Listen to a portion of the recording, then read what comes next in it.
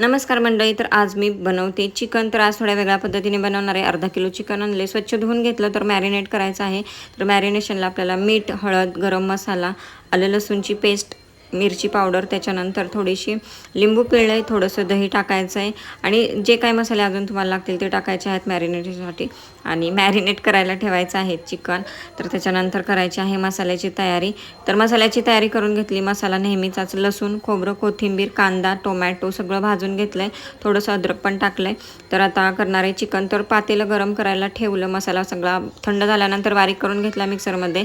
थोडंसं तेल टाकून जे मॅरिनेट चिकन केलं होतं ते आपल्याला टाकायचं आहे तेलात आणि बारीक गॅसवर आपल्याला 5 मिनटं तरी भाजायचं आहे चांगलं. त्याच्यानंतर जो मसाला केला आहे तो टाकायचा आहे आणि तो पण चांगला व्यवस्थित असा कच्चा वास जाईपर्यंत सगळा भाजून घ्यायचा आहे. तर आपल्याला गरम पाणी टाकायचं आहे. तुम्हाला जेवढं जसं हवं आहे तसं गरम पाणी टाका. त्याच्यानंतर उकळी आल्यानंतर चिकन मसाला टाकायचा आहे. नक्की करून पहा आणि व्हिडिओला लाईक